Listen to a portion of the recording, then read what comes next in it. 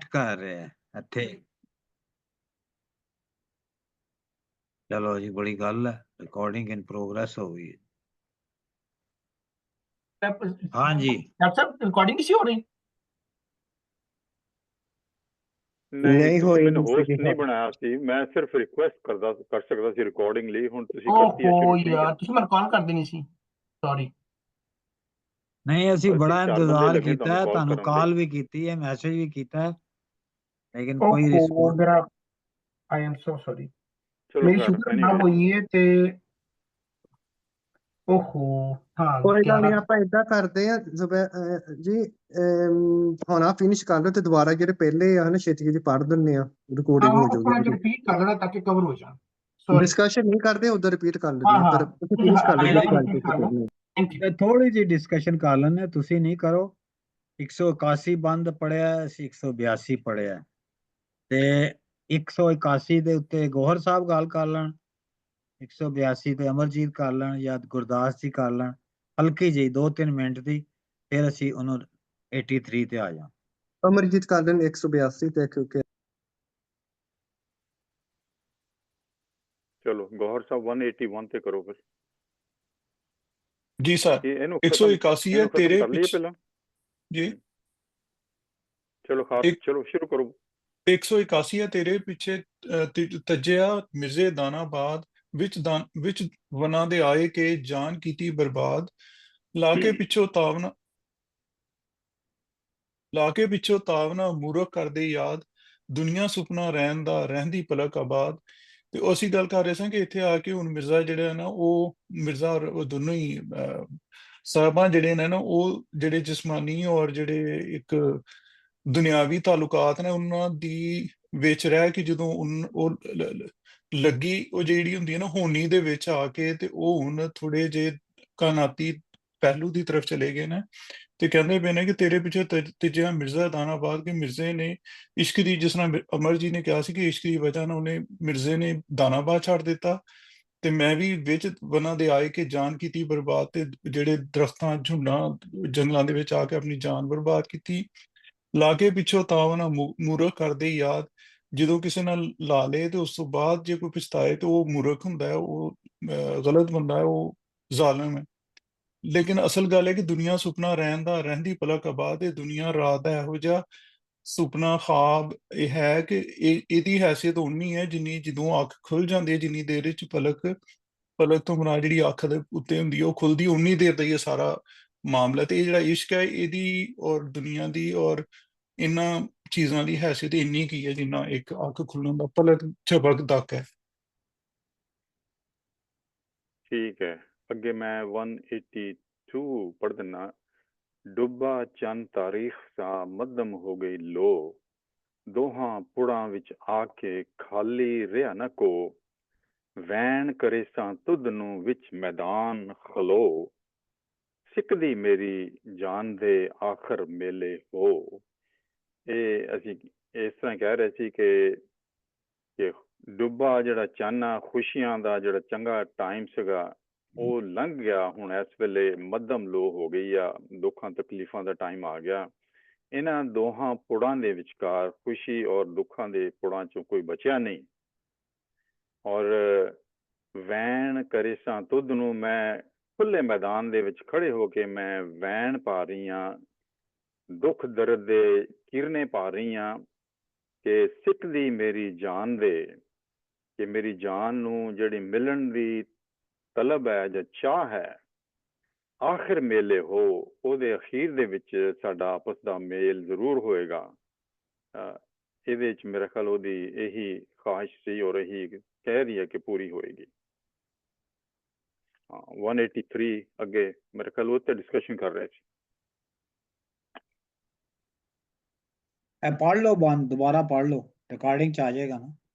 अच्छा चलो 183 दोबारा पढ़ रहे हैं। कलाम मिर्जा, जे जाना मरवंजना करदा कोई सम्यान, खरल कढेंदा सुर में इको एक जहे जवान, फड़के तेगा मारदे इको जहे जवान, देख तमाशा हाफजा छड़ना अंत जहान। रिग्रेट ही कर रहा है, जिवें साहबां ਸਾਹਿਬਾਂ ਵੀ ਰਿਗਰੈਟ ਕਰ ਰਹੀ ਸੀ, ਲਾ ਕੇ ਪਿੱਛੋਂ ਤਾਵਣਾ ਮੂਰਖ ਕਰਦੇ ਯਾਦ। ਇਹ ਵੀ ਇੱਥੇ ਵੀ ਇਹੀ ਕਹਿ ਰਿਹਾ ਹੈ ਕਿ ਮੈਨੂੰ ਪਤਾ ਲੱਗਦਾ ਸਮਿਆਨ, ਮੈਂ ਕੋਈ ਸਮਿਆਨ ਕਰਦਾ ਜੇ ਮੈਂ ਮਰ ਜਾਣਾ ਸੀ, ਸਮਿਆਨ ਦਾ ਕਿ ਮੈਂ ਆਪਣੇ ਬੰਦੇ ਇਕੱਠੇ ਕਰਦਾ, ਖਰਲ ਕਢੇਂਦਾ ਸੂਰਮੇ, ਖਰਲਾਂ ਨੂੰ ਮੈਂ ਕੱਢਦਾ ਸੂਰਮੇ, ਜਿਹੜੇ ਵਰਿਆਮ ਬਹਾਦਰ ਰਾਠ ਜਿਹੜੇ ਮੇਰੇ ਸਨ, ਮੇਰੇ ਕਬੀਲੇ ਦੇ ਲੋਕ ਖਰਲਾਂ ਦੇ ਔਰ ਇੱਕੋ ਤਰ੍ਹਾਂ ਦੇ ਯੰਗ ਪੀਪਲ, ਯੰਗ ਲੋਕ ਜਿਹੜੇ ਸੀ ਜਵਾਨ, ਮੈਂ ਉਹਨਾਂ ਨੂੰ ਲੈ ਕੇ ਆਂਦਾ। ਉਹ ਤੇਗਾਂ ਮਾਰਦੇ, ਤਲਵਾਰਾਂ ਚਲਾਉਂਦੇ, ਤੇ ਵੇਖ ਤਮਾਸ਼ਾ ਹਾਫਜ਼ਾ ਛੱਡਣਾ ਅੰਤ ਜਹਾਨ। ਮਜ਼ੇਦਾਰ ਗੱਲ ਹੈ ਕਿ ਉਹ ਸਾਹਿਬਾਂ ਕਹਿ ਰਹੀ ਹੈ ਦੁਨੀਆ ਸੁਪਨਾ ਰਹਿੰਦੀ ਪਲਕ ਆਬਾਦ, ਤੇ ਇਹ ਵੀ ਕਹਿ ਰਿਹਾ ਵੇਖ ਤਮਾਸ਼ਾ ਹਾਫਜ਼ਾ ਛੱਡਣਾ ਅੰਤ ਜਹਾਨ। ਵੈਸੇ ਸਾਹਿਬਾਂ ਦੀ ਜਿਹੜੀ ਗੱਲ ਹੈ ਜ਼ਿਆਦਾ ਸੋਹਣੀ ਲੱਗੀ ਮੈਨੂੰ। ਹੁਣ ਇਹਦੇ ਤੇ ਗੱਲਬਾਤ ਕਰੀਏ ਜੀ। ਇਹ ਮੈਂ ਅਗਰ ਬੋਲਾਂ ਤਾਂ ਮੈਂ ਇਹ ਕਹਾਂਗਾ ਕਿ ਹੋਣੀ ਦੀ ਜਿਹੜੀ ਇੱਕ ਗੱਲ ਹੈ ਨਾ, ਜਦੋਂ ਕਦੀ ਕੋਈ ਬੰਦਾ ਮੂਵੀ ਦੇਖ ਰਿਹਾ ਤਾਂ ਉਹਦੇ 'ਚ ਵੀ ਇਸ ਤਰ੍ਹਾਂ ਲੱਗਦਾ ਕਿ ਹੋਣੀ ਕਿਸ ਤਰ੍ਹਾਂ ਹੋ ਰਹੀ ਹੈ ਨਾ, ਜਾਂ ਕਿਸ ਤਰ੍ਹਾਂ ਜ਼ਿੰਦਗੀ 'ਚ ਵੀ ਦੇਖਦਾ ਤੇ ਵੇਲੇ 'ਚ ਵੀ ਦੇਖਦਾ। ਜਿਸ ਤਰ੍ਹਾਂ ਗ੍ਰੀਕ ਮਿਥ ਵਿੱਚ ਵੀ ਹੈ ਨਾ, ਜਿਹੜਾ ਟਰੋਜਨ ਦਾ ਵਾਕਿਆ ਹੋਇਆ ਸੀ, ਉਹਦੇ 'ਚ ਉਹ ਜਿਹੜਾ ਸ਼ਹਿਜ਼ਾਦਾ ਸੀ ਉਹ ਗਿਆ ਤੇ ਸੁਲ੍ਹਾ ਕਰਾਉਣ ਸੀ, ਪਰ ਉਹ ਉਸ ਇਲਾਕੇ ਉਹਦੀ ਕਸ਼ਤੀ ਡੁੱਬ ਗਈ ਤੇ ਉਸ ਇਲਾਕੇ ਦੇ ਬਾਦਸ਼ਾਹ ਦੀ ਬੀਵੀ ਨਾਲ ਉਹਦੀ ਮੁਹੱਬਤ ਹੋ ਗਈ ਤੇ ਉਹ ਫਿਰ ਜੰਗ ਹੋ ਗਈ। ਤੇ ਇਹ ਹੋਣੀ ਜਿਹੜੀ ਹੈ ਤੇ ਹੋ ਹੀ ਜਾਂਦੀ ਹੈ। ਤੇ ਜੇ ਜਾਣਾ ਮਰਵੰਜ ਨਾ ਕਰਦਾ ਕੋਈ ਸਮਿਆਨ, ਕਹਿੰਦਾ ਜੇ ਮੈਨੂੰ ਇਹ ਪਤਾ ਹੁੰਦਾ ਕਿ ਹੋਣੀ ਹੈ, ਮੈਂ ਮਰ ਜਾਣਾ ਹੈ ਜਾਂ ਮੇਰੇ ਨਾਲ ਇਸ ਤਰ੍ਹਾਂ ਹੋਣਾ ਹੈ, ਤੇ ਮੈਂ ਕੋਈ ਪਹਿਲੇ ਬੰਦੋਬਸਤ ਕਰਕੇ ਨਿਕਲਦਾ। ਖਰਲ ਕਢੇਂਦਾ ਸੂਰਮੇ ਇੱਕੋ ਜਿਹੇ ਜਵਾਨ, ਮੈਂ ਆਪਣੇ ਉਹਦੇ ਕਬੀਲੇ ਦੇ ਜਿਹੜੇ ਵੱਡੇ ਸੂਰਮੇ ਨਾ ਉਹਨਾਂ ਨੂੰ ਕੱਢਦਾ, ਜਿਹੜੇ ਸਾਰੇ ਇੱਕੋ ਤਰ੍ਹਾਂ ਦੇ ਬਹਾਦਰ ਜਵਾਨ ਸਨ, ਉਹ ਪੱਲੇ ਦੇ ਮੁਕਾਬਲੇ ਦੇ ਜਵਾਨ ਸਨ। ਫੜ ਕੇ ਤੇਗਾ ਮਾਰਦੇ ਇੱਕੋ ਜਿਹੇ ਜਵਾਨ, ਉਹਨਾਂ ਕੋਲ ਵੀ ਤਲਵਾਰਾਂ ਹੁੰਦੀਆਂ, ਉਹ ਵੀ ਮਾਰਦੇ। ਤੇ ਅੱਗੇ ਹਾਫਿਜ਼ ਕਹਿੰਦਾ ਕਿ ਵੇਖ ਤਮਾਸ਼ਾ ਹਾਫਜ਼ਾ ਛੱਡਣਾ ਅੰਤ ਜਹਾਨ, ਕਿ ਜਿਹੜੀ ਹੋਣੀ ਹੈ ਨਾ ਉਹਨੇ ਹੋ ਕੇ ਹੀ ਰਹਿਣਾ, ਭਾਵੇਂ ਜੋ ਵੀ ਹੋਏ। ਹਾਂਜੀ ਹਾਂਜੀ, ਮੈਂ ਵੀ ਇਹਨੂੰ ਇਸ ਤਰ੍ਹਾਂ ਦੇਖਦਾ ਸੀ, ਪਰ ਕਿਉਂਕਿ ਇਸ ਵੇਲੇ ਮਿਰਜ਼ੇ ਦੀ ਤਾਂ ਡੈਥ ਹੋ ਚੁੱਕੀ ਆ, ਔਨ ਹਿਜ਼ ਬਿਹਾਫ ਮਿਰਜ਼ੇ ਦੇ ਉੱਤੇ ਇੱਕ ਸ਼ਾਇਰ ਦਾ ਇੱਕ ਕਿਸਮ ਦਾ ਹੀ ਕਹਿ ਸਕਦੇ ਹਾਂ ਕਿ ਇਹ ਉਹਦੀ ਇਮੈਜਿਨ ਹੀ ਕਰਨ ਦੀ ਗੱਲ ਹੈਗੀ ਕਿ ਜੇ ਮੈਨੂੰ ਪਤਾ ਹੁੰਦਾ ਤਾਂ ਮੈਂ ਪੂਰੀ ਤਿਆਰੀ ਕਰਕੇ ਆਉਂਦਾ, ਬੜੇ ਬੜੇ ਜਵਾਨ ਆਪਣੇ ਨਾਲ ਲੈ ਕੇ ਆਉਂਦਾ। ਤੇ ਬਾਅਦ ਦੇ ਵਿੱਚ ਹਾਫਿਜ਼ ਹੀ ਕਹਿ ਰਿਹਾ ਕਿ ਜੇ ਇਹ ਗੱਲ ਹੁੰਦੀ, ਜੇ ਪਤਾ ਹੁੰਦਾ ਤੇ ਉਧਰੋਂ ਵੀ ਜਵਾਨ ਪੂਰੇ ਆਉਂਦੇ ਤਾਂ ਇੱਧਰੋਂ ਵੀ ਹੁੰਦਾ, ਫਿਰ ਮਰ ਤੇ ਮੈਂ ਜਾਣਾ ਹੀ ਸੀ, ਅੰਤ ਛੱਡਣਾ ਜਹਾਨ ਤਾਂ ਸੀਗਾ। ਪਰ ਤਮਾਸ਼ਾ ਜਿਹੜਾ ਕੰਪੀਟੀਸ਼ਨ ਜਾਂ ਜਿਹੜਾ ਮੁਕਾਬਲਾ ਹੁੰਦਾ ਉਹ ਪੂਰਾ ਹੁੰਦਾ, ਫੁੱਲ ਜਿਹੜਾ ਡਰਾਮਾ ਹੁੰਦਾ ਹੈ। ਮਤਲਬ ਇੱਕ ਕਿਸਮ ਦਾ ਇਮੈਜੀਨੇਸ਼ਨ ਹੈ ਸ਼ਾਇਰ ਕਰ ਰਿਹਾ ਕਿ ਜੇ ਉਧਰੋਂ ਵੀ ਲੋਕ ਆਉਂਦੇ ਤੇ ਇਧਰੋਂ ਵੀ ਜਾਂਦੇ ਤਾਂ it would have been actually a big ਤਮਾਸ਼ਾ। ਇੱਕ ਹੋਰ ਬੜਾ ਕਲਾਸੀਕਲ ਫਿਕਰ ਹੈ ਉਹ ਜਗ੍ਹਾ ਦੇ ਬਾਰੇ, ਜੇ ਕਿ ਜੇ ਉਹਦੀ ਮਾਂ ਕਹਿੰਦੀ ਹੈ ਜੇ ਮੈਂ ਜਾਣ ਦੀ ਜਗ੍ਹਾ ਮਰ ਜਾਣਾ ਤੇ ਮੈਂ ਇੱਕ ਦੇ ਮੈਂ ਦੋ ਜੰਮਦੀ, ਕਿ ਉਹ ਬੰਦੇ ਨੂੰ ਪਤਾ ਹੋਵੇ ਕਿ ਹੋਣੀ ਹੈ ਤੇ ਉਹਦੇ ਕੋਈ ਨਾ ਕੋਈ ਸਮਿਆਨ ਕਰ ਹੀ ਲੈਂਦਾ। ਉਹ ਬਾਅਦ ਦੇ ਅਫਸੋਸ ਸਨ, ਹੁਣ ਸਾਰੇ ਇਨਸੀਡੈਂਟ ਹੋਣ ਤੋਂ ਬਾਅਦ ਸੋਚ ਰਹੇ ਸਾਰਾ ਕੁਝ।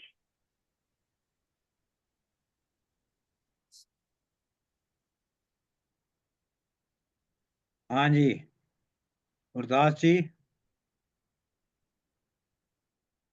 ਠੀਕ ਹੈ, ਨਥਿੰਗ ਮੋਰ ਟੂ ਐਡ। ਤੁਸੀਂ ਠੀਕ ਹੈ ਜੋ ਗੱਲਾਂ ਹੈਂ ਮੈਂ ਕਿਹਾ, ਹੋਰ ਕੋਈ ਮੇਰੇ ਗੱਲ ਹੈ ਨਹੀਂ ਕਿ ਕਹਿਣ ਦੀ, ਜਿੱਦਾਂ ਤੁਸੀਂ ਕਰ ਲਈਏ ਠੀਕ ਹੈ। ਹਾਂ। ਚਲੋ ਜੀ 184 ਪੜੋ ਜੀ। ਇਹ ਮੈਂ 300 ਪੜ੍ਹ ਲੱਗਿਆ ਦਿੰਦਾ। ਤੁਸੀਂ ਚਲੋ ਤੁਸੀਂ ਪੜੋ ਠੀਕ ਹੈ। ਜਵਾਬ ਸਾਹਿਬਾਂ, ਤੇਰੇ ਪਿੱਛੇ ਪਹਿਰੀਆਂ ਮੀਰ ਸ਼ਮੀਰ ਭਰਾ, ਬਹਿੰਦੀ ਵਿੱਚ ਸਹੇਲੀਆਂ ਰੋਂਦੀਆਂ ਅਕਲ ਗਿਆ, ਇਸ਼ਕ ਭਲੇਰਾ ਚੋੜ ਤਾਂ ਲੂੰ ਗਿਆ ਈ ਤਾਂ। ਹਾਂ ਤੇਰੇ ਪਿੱਛੇ ਪਲਹਿਰਿਆ ਛੱਡਿਆ ਤਜਿਆ, ਮੀਰ ਸ਼ਮਸ਼ੀਰ ਭਰਾ, ਜਿਹੜੇ ਮੇਰੇ ਭਰਾ ਸੀ ਮੀਰ ਸ਼ਮਸ਼ੀਰ, ਉਹ ਮੈਂ ਸਾਰੇ ਤੇਰੇ ਪਿੱਛੇ ਛੱਡ ਦਿੱਤੇ। ਬਹਿੰਦੀ ਵਿੱਚ ਸਹੇਲੀਆਂ, ਰੋਂਦਿਆਂ ਅਕਲ ਗਿਆ। ਸਹੇਲੀਆਂ ਵਿੱਚ ਮੈਂ ਬਹਿੰਦੀ, ਹੁਣ ਰੋ ਰੋ ਕੇ ਤੇ ਮੇਰੀ ਅਕਲ ਹੀ ਖਤਮ ਹੋ ਗਈ ਹੈ। ਇਸ਼ਕ ਬਲੇਰਾ ਚੋਰਟਾ, ਲੂ ਲੂ ਗਿਆ ਹੀ ਧਾ। ਇਸ਼ਕ ਬੁਲੇਰਾ, ਬੁਲੇਰਾ ਵੀ ਇਹਨੇ ਬੁਰਾ ਲਿਖਿਆ ਹੈ, ਲੇਕਿਨ ਬੁਲੇਰੇ ਦਾ ਮਤਲਬ ਹੁੰਦਾ ਚੰਗਾ ਇਸ਼ਕ ਸੀ। ਕੁਐਸਚਨਿੰਗ ਜਿਹੀ ਹੁੰਦੀ ਹੈ ਕਿ ਚੰਗਾ ਇਸ਼ਕ ਸੀ। ਚੋਰਟਾ ਮਾਨੇ ਚੋਰ, ਚੋਰਾਂ ਵਰਗਾ ਚੰਗਾ ਇਸ਼ਕ ਸੀ। ਲੂ ਲੂ ਗਿਆ ਧਾ, ਮੇਰੇ ਲੂ ਲੂ ਦੇ ਵਿੱਚ, ਮੇਰੇ ਪੂਰੇ ਬਦਨ ਵਿੱਚ, ਜਿਸਮ ਵਿੱਚ, ਸਰੀਰ ਵਿੱਚ ਇਹ ਜ਼ੋਰ ਕਰਕੇ ਆਣਾ, ਧਾਵਣਾ ਹੁੰਦਾ, ਜ਼ੋਰ ਕਰਕੇ ਆਵਣਾ। ਐਸੇ ਐਸੇ ਧਾ ਤੋਂ ਹੀ ਧਾਵੜੀ ਬਣਿਆ ਹੈਗਾ, ਧਾਵੜ, ਹਮਲਾਵਰ ਜਿਹੜੇ ਨੇ ਧਾਵੜੀ।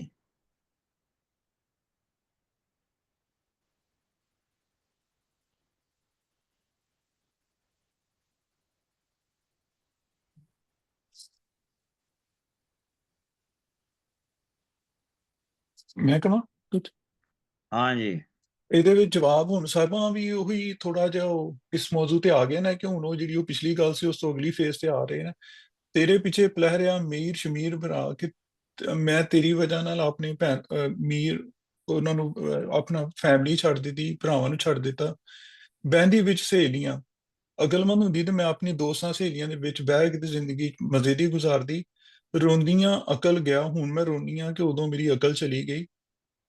ਇਸ਼ਕ ਬਲੇਰਾ ਚੋਰਟਾ, ਤੇ ਇਸ਼ਕ ਜਿਹੜਾ ਨਾ ਇਹ ਐਸ ਚੰਗਾ ਇਹ ਇਸ਼ਕ ਹੈ ਜਿਹਨੇ ਐਸੀ ਉਹਨੂੰ ਐਸਾ ਚੋਰ ਹੈ ਇਹ, ਜਾਂ ਐਸੀ ਦੂਜਾ ਇਹ ਵੀ ਹੋ ਸਕਦਾ ਕਿ ਐਸੀ ਚੋਰਟਾ ਚੋਰ ਹੀ ਹੋਏਗਾ। ਨੂੰ ਗਿਆ ਹੀ ਧਾ, ਕਿ ਮੇਰੇ ਜਿਸਮ ਦਾ ਅੰਗ ਅੰਗ ਨੂੰ, ਉਹ ਜਿਸ ਤਰ੍ਹਾਂ ਦਰਿਆ ਦੇ ਕੰਢੇ ਨੂੰ ਜਦੋਂ ਧਾ ਲੱਗਦੀ ਹੈ ਉਹ ਤੇ ਉਹ ਖੁਰ ਖੁਰ ਕੇ ਡਿੱਗਦਾ ਜਾਂਦਾ, ਉਹਨੇ ਮੇਰੇ ਜਿਸਮ ਦਾ ਲੂ ਜਿਹੜਾ ਨਾ ਉਹਨੂੰ ਢਾ ਦਿੱਤਾ, ਢਾ ਦਿੱਤਾ। ਥੋੜੀ ਜਿਹੀ ਜਿੱਦਾਂ ਹਿੰਮਤ ਹਾਰ ਗਈ ਹੁੰਦੀ ਹੈ ਨਾ, ਹਾਂਜੀ ਇਸ ਤਰੀਕੇ ਨਾਲ ਗੱਲ ਕਰਦੀ ਆ ਵੀ ਹੁਣ ਤਾਂ ਮੇਰੇ ਬੱਸ ਆ, ਬਾਹਾਂ ਖੜ ਗਈਆਂ ਟਾਈਪ ਥਿੰਕ ਹੈ ਨਾ, ਵੀ ਪਛਤਾਉਂਦੀ ਆ। ਮੈਨੂੰ ਇਹ ਸਮਝ ਆਈ ਹੈ ਜੀ, ਜਿਹੜਾ ਇਹਨੇ ਰਾਹ ਚੁਣਿਆ।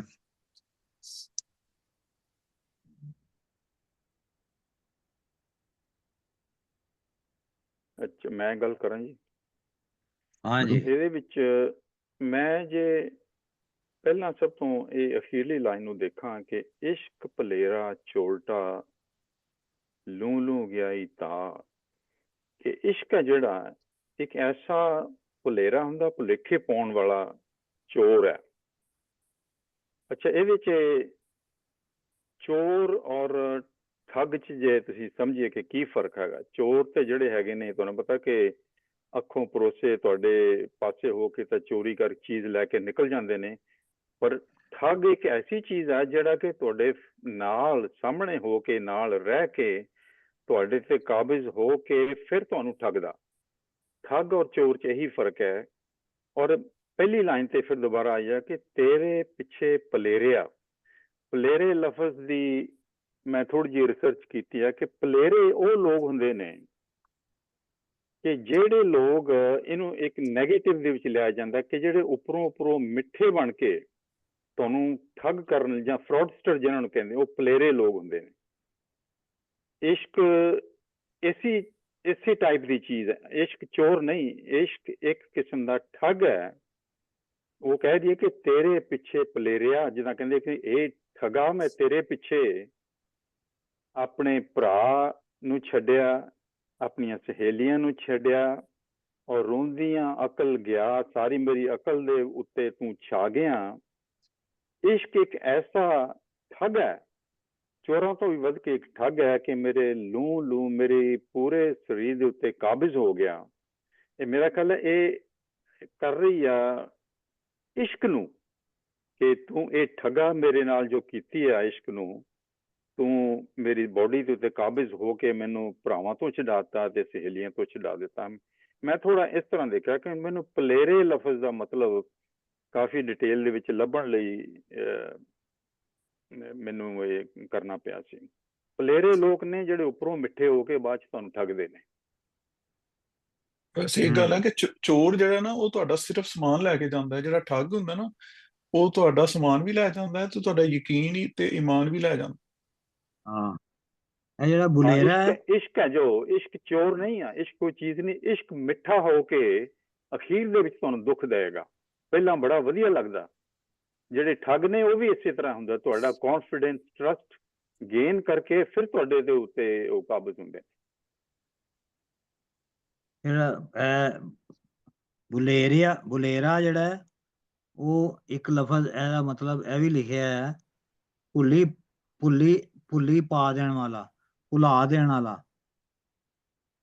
ਇੱਕ ਇਹਦਾ ਮਤਲਬ ਭੈੜਾ ਵੀ ਹੈ। ਇਸ਼ਕ ਬੁਲੇਰਾ ਚੋਰਟਾ, ਭੁਲਾ ਦੇਣ ਵਾਲਾ, ਪੁੱਠੇ ਰਸਤੇ ਤੇ ਪਾ ਦੇਣ ਵਾਲਾ ਚੋਰ ਹੈ। ਲੂ ਗਿਆ ਹੀ ਤਾਂ ਮੇਰੇ ਖਿਆਲ ਪਿੱਛੇ ਵੀ ਆਪਣਾ ਸੀ ਨਾ, ਇਸ਼ਕ ਭੁਲੇਰਾ ਪਤ ਨਹੀਂ ਆਇਆ ਸੀ ਪਿੱਛੇ, ਕਿ ਇਸ਼ਕ ਐਸੇ ਭੁਲੇਖੇ ਪਾਉਣ ਵਾਲਾ ਇੱਕ ਮਲਾਹ ਹੈ। ਹਾਂ, ਪਾਤਨੀ ਹੈ ਕਿ ਇਸ਼ਕ ਐਸੇ ਭੁਲੇਖੇ ਪਾਉਣ ਵਾਲਾ ਇੱਕ ਚੋਰ ਹੈ। ਸੋ ਮੇਰੇ ਖਿਆਲ ਇਹ ਇਸ਼ਕ ਨੂੰ ਮੁਖਾਤਬ ਕਰ ਰਹੀ ਆ। ਔਰ ਪਹਿਲੀ ਜਿਹੜੀ ਗੱਲ ਕਹਿ ਰਹੀ ਨਾ ਕਿ ਤੇਰੇ ਪਿੱਛੇ ਪਲੇਰਿਆ, ਤੇਰੇ ਪਿੱਛੇ ਲਾ ਕੇ ਠਗਾ, ਮੈਂ ਸਾਰਾ ਕੁਝ ਛੱਡਿਆ, ਮੇਰੇ ਖਿਆਲ ਇਸ਼ਕ ਨੂੰ ਮੁਖਾਤਬ ਕਰ ਰਹੀ ਹੈ। ਠੀਕ ਹੈ। हाँ जी, आखिरी 85 पढ़ो जी। हम किदी वारी है? ਮਰਜੀ ਕਿ ਤੁਸੀਂ ਪੜ੍ਹਨਾ ਮੈਂ ਪੜ੍ਹਨਾ। शहीद साहब नहीं है? शहीद साहब नहीं, मेरे ख्याल चले गए। ਬਿਜ਼ੀ ਆ ਮੇਰੇ ਖਿਆਲ। ਮਰਜੀ ਤੁਸੀਂ ਪੜ੍ਹਨਾ ਮੈਂ ਪੜ੍ਹਾਂ। ਹਾਂਜੀ, ਮੈਂ ਪੜ੍ਹ ਦੇਣਾ, ਕੋਈ ਗੱਲ ਨਹੀਂ। ਠੀਕ। ਜਾ ਹਵਾਲੇ ਰੱਬ ਦੇ ਤੂੰ ਨਿਬਾਹੀ ਤੋੜ, ਲਾਲ ਖੜਾਤਾ ਹਾਰ ਥੀ ਹੱਥੀਂ ਬੈਠੀ ਟੋਰ, ਮੇਰਾ ਬਾਜ ਖੁਦਾ ਤੋਂ ਸਾਥ ਨਹੀਂ ਕੋਈ ਹੋਰ, ਜਾਸੀ ਕੂਕ ਖੁਦਾ ਤੇ ਕਿਹਨੂੰ ਆਖਾਂ ਚੋਰ। ਇਹਨੂੰ ਹਲਕਾ ਜਿਹਾ ਲਮਕਾ ਕੇ ਪੜ੍ਹਨਾ। ਖੁਦਾਏ, ਗੁਰਮੁਖੀ ਦਾ ਤਾਂ ਨਹੀਂ ਪਤਾ, ਲੇਕਿਨ ਇੱਥੇ ਹਮਜ਼ਾ ਦੇ ਥੱਲੇ ਜ਼ੇਰ ਹੈਗੀ। ਜਾਸੀ ਕੂਕ ਖੁਦਾਏ ਤੇ ਕਿਹਨੂੰ ਆਖਾਂ ਚੋਰ। ਹਲਕਾ ਜਿਹਾ ਨੂੰ ਅੱਧਾ ਪੜ੍ਹਨਾ, ਪੂਰਾ ਖੁਦਾਏ ਨਹੀਂ ਪੜ੍ਹਨਾ, ਖੁਦਾਏ ਹਲਕਾ ਜਿਹਾ ਪੜ੍ਹਨਾ। ਜਾ ਹਵਾਲੇ ਰੱਬ ਦੇ ਤੂੰ ਨਿਬਾਹੀ ਤੋੜ, ਬੜਾ ਇਹ ਤਾਇਬਾ ਜ਼ਿਆਦਾ ਮੈਨੂੰ ਸੌਫਟ ਔਰ ਕਲਚਰਡ ਲੱਗ ਰਹੀ ਹੈ, ਜ਼ਿਆਦਾ ਉਹਦੇ ਵਿੱਚ ਸੋਫਿਸਟੀਕੇਸ਼ਨ ਹੈ। ਕਹਿੰਦੀ ਜਾ ਹਵਾਲੇ ਰੱਬ ਦੇ ਤੂੰ ਨਿਬਾਹੀ ਤੋੜ, ਤੂੰ ਤੋੜ ਤੱਕ ਨਿਭਾਈ ਹੈ, ਤੂੰ ਮੈਨੂੰ ਲੈ ਕੇ ਆਇਆ ਹੈ, ਕੱਢਿਆ ਹੈ ਮੈਨੂੰ, ਤੇ ਐਂਡ ਤੱਕ ਖਲੋਤਾ ਰਿਹਾ, ਨੱਸਿਆ ਨਹੀਂ ਹੈ। ਤੂੰ ਆਪਣਾ ਇਸ਼ਕ ਪੂਰਾ ਕੀਤਾ, ਮਰ ਗਿਆ ਲੇਕਿਨ ਨਿਭਾਇਆ ਤੂੰ। ਲਾਲ ਖੜਾਤਾ ਹਾਰ ਥੀ ਹੱਥੀਂ ਬੈਠੀ ਟੋਰ। ਲਾਲ ਤੇ ਕੋਈ ਪਿਆਰਾ ਹੁੰਦਾ ਹੈ, ਜਿਹੜਾ ਮੇਰੇ ਕੋਲ ਸੀ, ਉਹਨੂੰ ਮੈਂ ਆਪਣੇ ਹੱਥਾਂ ਨਾਲ ਟੋਰ ਦਿੱਤਾ, ਚਲਾ ਦਿੱਤਾ, ਭੇਜ ਦਿੱਤਾ। ਮੇਰਾ ਬਾਜ ਖੁਦਾ ਤੋਂ ਸਾਥ ਨਹੀਂ ਕੋਈ ਹੋਰ, ਜਾਸੀ ਕੂਕ ਖੁਦਾਏ ਤੇ। ਮੇਰੀ ਜਿਹੜੀ ਕੂਕ ਹੈ, ਜਿਹੜੀ ਮੇਰੀ ਚੀਖ ਹੈ, ਜਿਹੜੀ ਮੇਰੀ ਕਰਾਏ ਹੈ, ਉਹ ਰੱਬ ਤੱਕ ਜਾਏਗੀ। ਕਿਹਨੂੰ ਆਖਾਂ ਚੋਰ, ਮੈਂ ਕਿਸੇ ਨੂੰ ਇਲਜ਼ਾਮ ਨਹੀਂ ਦੇ ਸਕਦੀ। ਮੈਂ ਜਿਹੜਾ ਹੈ ਕਿਹਨੂੰ ਕਵਾਂ ਕਿ ਇਸ ਤਰ੍ਹਾਂ ਹੋਇਆ, ਮੈਂ ਕੁਝ ਕਹਿ ਨਹੀਂ ਸਕਦੀ।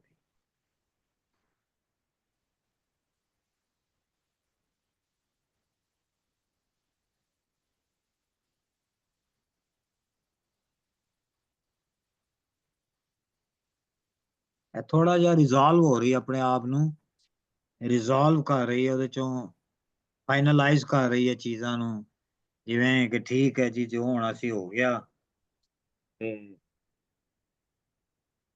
ਔਰ ਮੈਂ ਦੂਸਰੀ ਲਾਈਨ ਨੂੰ ਦੇਖ ਰਿਹਾ ਸੀ ਕਿ ਲਾਲ ਖੜਾਤਾ ਹਾਰ ਥੀ, ਖੜਾਤਾ ਮੀਨਸ ਗਵਾਚਾ, ਹਾਰ ਦੇ ਵਿੱਚੋਂ, ਹਾਰ ਦੇ ਵਿਚਲਾ ਜਿਹੜਾ ਲਾਲ ਸੀ, ਉਹਦੇ ਚ ਮਤਲਬ ਨਗ ਸੀਗਾ, ਉਹ ਗਵਾਚ ਗਿਆ। ਹੱਥੀਂ ਬੈਠੀ ਟੋਰ, ਮੈਂ ਆਪਣੇ ਹੱਥਾਂ ਦੇ ਨਾਲ ਹੀ ਇਹ ਸਾਰਾ ਕੁਝ ਮਤਲਬ ਗਵਾ ਬੈਠੀ ਆ। ਤੇ ਮੈਂ ਇਹੀ ਦੇਖਿਆ ਸੀ ਕਿ ਖੜਾਤਾ ਦਾ ਮਤਲਬ ਗਵਾਚਾ, ਲਾਲ ਜਿਹੜਾ ਹਾਰ ਦੇ ਵਿਚਲਾ ਅਸਲੀ ਹਾਰ ਲਾਲ ਸੀ ਉਹ ਗਵਾਚ ਗਿਆ, ਤੇ ਹੱਥੀਂ ਮੈਂ ਉਹਨੂੰ ਗਵਾ ਬੈਠੀ ਆ।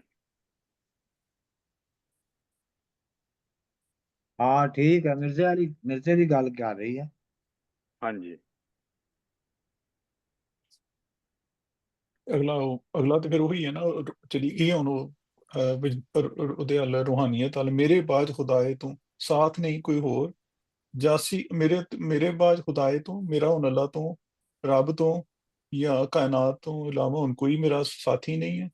ਜਾਸੀ ਕੂਕ ਖੁਦਾਏ, ਤੇ ਮੇਰੀ ਜਿਹੜੀ ਕੂਕ ਹੈ ਇਹ ਅਸਮਾਨਾਂ ਤੱਕ ਜਾਏ, ਖੁਦਾਏ ਤੇ ਖੁਦਾ ਉਹਦੇ ਰੱਬ ਤੇ ਖੁਦਾ ਤੇ ਬਣਾਉਣ ਵਾਲੇ ਦੇ ਉੱਤੇ ਉਹਦੇ ਤੱਕ ਜਾਏਗੀ। ਮੇਰੀ ਜਿਹੜੀ ਕੂਕ ਫਰਿਆਦ ਹੈ ਉਹਦੇ ਤੱਕ ਜਾਏਗੀ।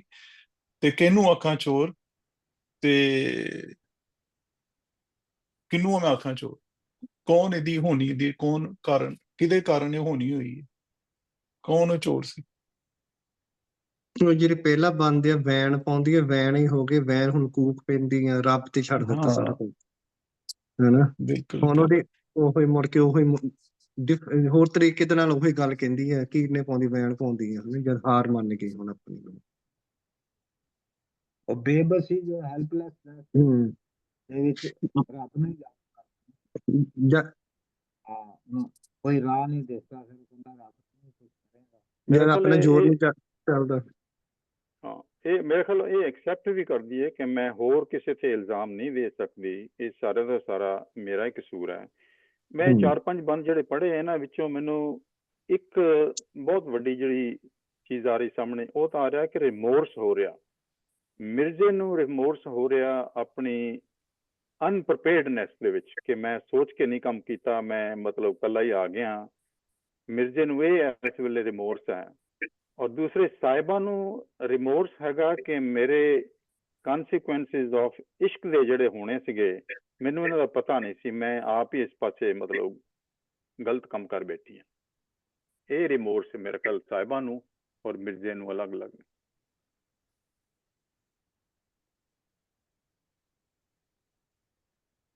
ਠੀਕ ਹੈ, ਠੀਕ ਹੈ। ਟਾਈਮ ਵੀ ਹੋ ਗਿਆ।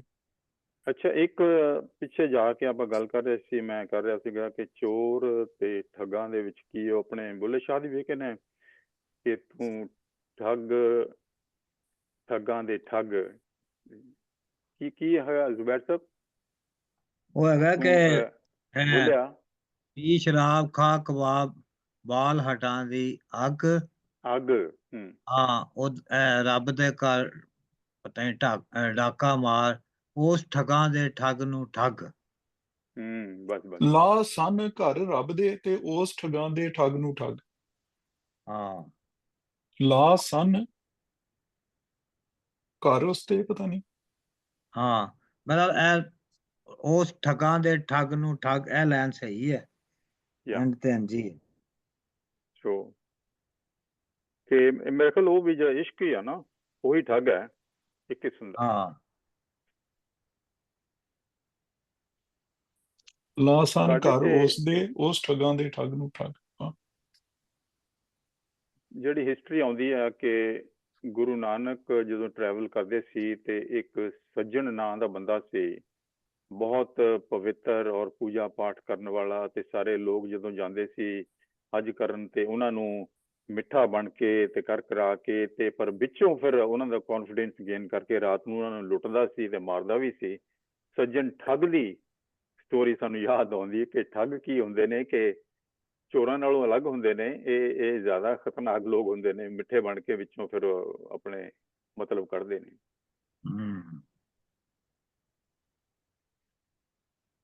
ਅੰਗਰੇਜ਼ਾਂ ਦੇ ਜ਼ਮਾਨੇ 'ਚ ਬਨਾਰਸੀ ਠੱਗ ਜਿਹੜੇ ਸੀ, ਉਹਨਾਂ ਦਾ ਪੂਰਾ ਇੱਕ ਬਣ ਗਿਆ ਸੀ ਗਰੋਹ, ਬੜਾ ਬਹੁਤ ਜ਼ਿਆਦਾ ਹੋ ਗਏ ਸਨ। ਫਿਰ ਉਹਨਾਂ ਨੂੰ ਫੜਿਆ ਗਿਆ, ਮੁਕਾਇਆ ਗਿਆ, ਫਾਹੀਆਂ ਲਾਇਆ ਗਿਆ।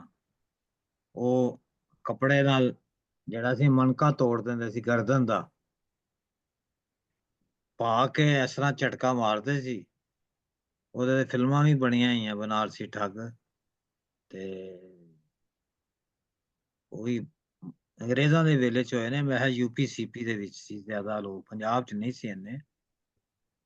ਯੂਪੀ ਸੀਪੀ ਦੇ ਮੇਰੇ ਵਿੱਚ ਖਿਆਲ ਜ਼ਿਆਦਾ। ਲੋਕਾਂ ਦੇ ਨਾਲ 2-4 ਹਫ਼ਤੇ ਜਾਂ ਦਿਨ ਕੱਟ ਕੇ ਉਹਨਾਂ ਦਾ ਕੌਨਫੀਡੈਂਸ ਗੇਨ ਕਰਕੇ ਨਾਲ ਟਰੈਵਲ ਕਰਦੇ ਸੀ, ਫਿਰ ਰਾਹ ਦੇ ਵਿੱਚ ਉਹਨਾਂ ਨੂੰ ਮਾਰ ਕੇ ਤੇ ਉਹਨਾਂ ਦਾ ਫਿਰ ਸਾਰਾ ਸਮਾਨ ਸਮੂਨ ਹਾਂ, ਸਮਾਨ ਲੁੱਟ ਲੈਂਦੇ ਸੀ। ਲੁੱਟ ਲੈਂਦੇ ਸੀ। ਅਸਲੀ ਮਕਸਦ ਤਾਂ ਲੁੱਟਣਾ ਹੁੰਦਾ। ਇਸ਼ਕ ਜਿਹੜਾ ਹੈ ਨਾ, ਇਹ ਵੀ ਬੜੀ ਮਤਲਬ ਰੋਮਾਂਟਿਕ ਔਰ ਐਕਸਾਈਟਿੰਗ ਸ਼ੈ ਹੈਗੀ ਆ ਸ਼ੁਰੂ ਦੇ ਵਿੱਚ, ਤੇ ਇਹ ਵੀ ਇੱਕ ਠੱਗੀ ਆ ਕਿਸਮ ਦਾ। ਹਾਂ, ਇਹਨੂੰ ਠੱਗ ਕਿਹਾ ਗਿਆ। ਹਮ, ਮੇਰਾ ਬੁੱਲੇ ਨੇ ਵੀ ਕਿਹਾ ਹੈ, ਸ਼ਾਹ ਹੁਸੈਨ ਨੇ ਵੀ ਕਿਹਾ ਹੈ ਕਿ ਇਹ ਜਿਹੜਾ ਹੈ ਇਹ ਇਸ ਤਰ੍ਹਾਂ ਕਰਦਾ ਹੈ।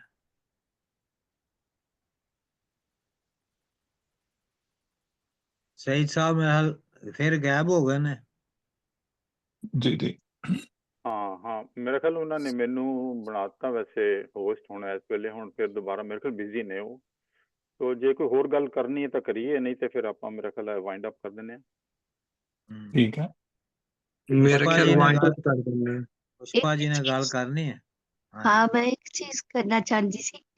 एक हिंदी ਦਾ ਨੋਵਲ ਹੈ ਯਸ਼ਪਾਲ ਦਾ ਲਿਖਿਆ ਹੋਇਆ, ਜਿਸਨੂੰ ਮੈਂ ਹਿੰਦੀ ਸਿਖਾਈ ਸੀ ਆਪਣੇ ਜਵੇਦ ਬੂਟੇ ਨੂੰ। ਹਾਂ, ਤੇ ਉਹਨਾਂ ਨੇ ਉਸਨੂੰ ਸ਼ਾਹਮੁਖੀ ਵਿੱਚ, ਮਤਲਬ ਪੰਜਾਬੀ ਲੈਂਗੁਏਜ ਔਰ ਸ਼ਾਹਮੁਖੀ ਸਕ੍ਰਿਪਟ ਵਿੱਚ ਕੀਤਾ ਸੀ। ਬੜਾ ਲੰਬਾ ਨੋਵਲ ਹੈ, ਝੂਠਾ ਸੱਚ, ਮਤਲਬ ਹੈ ਹਾਂ ਸੱਚ ਪਰ ਇਸ ਤਰ੍ਹਾਂ ਝੂਠ ਲੱਗਦਾ ਹੈ। ਉਹਦਾ ਪਹਿਲਾ ਜਿਹੜਾ ਨੋਵਲ ਹੈ ਉਹ ਸ਼ੁਰੂ ਹੀ ਇਸ ਤੋਂ ਹੋਇਆ ਕਿ ਵੈਣ ਪਾ ਰਹੀ ਹੈ, ਉਹਦੀ ਸੱਸ ਮਰ ਗਈ ਹੈ ਤੇ ਦਰਾਣੀਆਂ ਤੇ ਜਠਾਣੀਆਂ ਜਿਹੜੀਆਂ ਨੇ ਉਹ ਚੀਕ ਮਾਰ ਕੇ ਇੱਕ ਦੂਸਰੇ ਨੂੰ ਇੰਟਰੋਡਿਊਸ ਦੱਸਦੀਆਂ ਬਈ ਗਈ ਹੁਣ ਸੱਸ। ਤੇ ਫਿਰ ਉਹ ਵੈਣ ਪਾਉਣ ਵਾਲੀਆਂ ਆਂਦੀਆਂ, ਉਹ ਕਿਸ ਤਰ੍ਹਾਂ ਵੈਣ ਪਾਉਂਦੀਆਂ, ਉਹਨਾਂ ਦੀਆਂ ਦੁਪੱਟੇ ਜਿਹੜੇ ਨੇ ਰਾਖ ਵਿੱਚ ਸੁਆਹ ਵਿੱਚ ਡੁਬੋ ਕੇ, ਉਸ ਤਰ੍ਹਾਂ ਦਾ ਹੁੰਦਾ ਹੈ। ਔਰ ਇੱਕ ਖਾਸ ਰਿਦਮ ਹੁੰਦੀ ਹੈ ਉਸਦੇ, ਉਹ ਪ੍ਰੈਕਟਿਸ ਹੁੰਦੀ ਹੈ ਕਿ ਪਹਿਲੇ ਬਾਹਾਂ ਨੂੰ ਕਰਨਾ ਹੈ, ਫਿਰ ਆਪਣੇ ਪੱਟ ਤੇ ਹੱਥ ਮਾਰਨੀ ਹੈ, ਫਿਰ ਜਿਹੜੀ ਵਿੱਚੋਂ ਗੜਬੜ ਕਰਦੀ ਹੈ ਉਹਨੂੰ ਘੂਰ ਕੇ ਦੇਖਦੀਆਂ, ਉਹਨੂੰ ਉਠਾ ਦਿੰਦੀਆਂ ਉਸ ਗਰੁੱਪ ਵਿੱਚ। ਤੇ ਬੜੀ ਸੋਹਣੀ ਪੂਰੀ ਡਿਸਕ੍ਰਿਪਸ਼ਨ ਹੈ ਕਿ ਵੈਣ ਕਿਸ ਤਰ੍ਹਾਂ ਪਾਉਂਦੀਆਂ ਸੀ। ਬਿਲਕੁਲ ਸਹੀ, ਬਿਲਕੁਲ ਸਹੀ ਦੱਸਿਆ ਤੁਸੀਂ। ਪੂਰੀ ਡਿਸਕ੍ਰਿਪਸ਼ਨ ਹੈ, ਅਸੀਂ ਪੂਰਾ ਇੱਕ ਰਿਚੁਅਲ ਸੀ, ਜਿਸ ਤਰ੍ਹਾਂ ਅਸੀਂ ਹੋਰ ਕੰਮ ਕਰਨੇ ਆ ਇਸ ਤਰ੍ਹਾਂ ਹੀ ਵੈਣ ਇੱਕ ਪੂਰਾ ਮੈਥਡ ਹੈਗਾ ਸੀ ਉਹਦੇ ਚ, ਉਹਦੇ ਢੰਗ ਸੀ, ਇੱਕ ਤਰੀਕਾ ਸੀ, ਹਾਂਜੀ ਜਾਂ ਨਿਯਮ ਕਹਿ ਲਓ ਤੁਸੀਂ। ਉਹਦੇ ਵਿੱਚ ਉਹ ਪੂਰਾ ਜਿਹੜਾ ਹੈ ਉਹ ਵੈਨ ਪਾਏ ਸਿਸਟਮੈਟਿਕ। ਜਾਂਦੇ। ਇਹ ਹਰ ਕਲਚਰ 'ਚ ਇਸ ਤਰੀਕਾ ਸੀਗਾ, ਜਿੱਦਾਂ ਇੱਥੇ ਆਇਰਲੈਂਡ ਜਾਂ ਸਕਾਟਲੈਂਡ, ਉੱਥੇ ਵੀ ਚਲੋ ਵੈਨ ਨਾ ਹੋਗਾ ਪਰ ਗਾਉਣ ਦਾ ਤਰੀਕਾ ਸੀ, ਪਰ ਉਹ ਮੁੱਕ ਗਿਆ ਹੁਣ ਸਾਰੇ ਪਾਸੇ। ਇਹ ਜਿਹੜੀ ਇੱਥੇ ਜਿਹੜੀ ਉਹ ਕਹਿ ਰਹੀ ਨਾ, ਮੈਦਾਨ 'ਚ ਖੜੇ ਹੋ ਕੇ ਮੈਂ ਵੈਨ ਪਾਵਾਂਗੀ, ਇਟ ਇਜ਼ ਵੈਣ ਇੱਕ ਕਿਸਮ ਦਾ ਪ੍ਰੋਟੈਸਟ ਵੀ ਕਰ ਰਹੀ ਹੈ ਕਿ ਮੈਂ ਹੁਣ ਛੱਡਾਂਗੀ ਨਹੀਂ ਤੁਹਾਨੂੰ, ਮੈਂ ਪੂਰੀ ਦੁਨੀਆ ਨੂੰ ਦੱਸਾਂਗੀ ਤੁਸੀਂ ਕੀ ਕੀਤਾ ਹੈ। ਮੈਦਾਨ 'ਚ ਖੜੇ ਹੋ ਕੇ ਮੈਂ ਤੁਹਾਨੂੰ ਬਦਨਾਮ ਕਰਾਂਗੀ, ਮੈਂ ਪ੍ਰੋਟੈਸਟ ਕਰਾਂਗੀ, ਮੈਂ ਇਹਨੂੰ ਸਾਇਲੈਂਟਲੀ ਐਕਸੈਪਟ ਨਹੀਂ ਕਰਾਂਗੀ। ਮੈਂ ਪੂਰਾ ਇਹਦਾ ਜਿਹੜਾ ਵੈਨ ਹੁੰਦਾ ਪਾਈਦਾ, ਮੈਂ ਵੈਨ ਉਹ ਪੂਰਾ ਪਾਵਾਂਗੀ।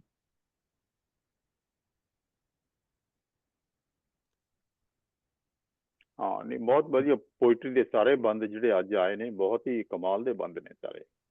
ਹਾਂ, ਖਾਸ ਤੌਰ ਤੇ ਉਹ ਜਿਹੜਾ ਨਾ, ਦੁਨੀਆ ਸੁਪਨਾ ਰਹਿਣ ਦਾ, ਰਹਿੰਦੀ ਪਲਕ ਆਬਾਦ, ਬਹੁਤ ਖੂਬਸੂਰਤ ਲਾਈਨ, ਬਹੁਤ ਖੂਬਸੂਰਤ ਲਾਈਨ। ਬਿਲਕੁਲ। ਸ਼ਾਇਰੀ ਦਾ ਕਮਾਲ ਹੈ। ਹਾਂ, ਕਿ ਜਿਹੜੀ ਦੁਨੀਆ ਇੱਕ ਸੁਪਨੇ ਦੀ ਤਰ੍ਹਾਂ ਹੈਗੀ ਆ, ਇੱਕ ਪਲ ਪਲ ਦੀ ਜ਼ਿੰਦਗੀ ਆ, ਰਹਿੰਦੀ ਇੱਕ ਹਾਂ, ਪਲ ਦੇ ਲਈ ਆਬਾਦ ਰਹਿੰਦੀ ਆ। ਔਰ ਰਾਤ ਦਾ ਸੁਪਨਾ ਹੈ, ਰਾਤ ਹਮ, ਮੁੱਕੇਗੀ, ਸੁਪਨਾ ਖਤਮ ਹੋ ਜਾਏਗਾ। ਬਿਲकुल। ਚਲੋ ਜੀ, ਠੀਕ ਹੈ ਜੀ ਅਮਰਜੀਤ ਜੀ, ਆਪਣਾ ठीक है जी, मैं हाँ जी, ओके।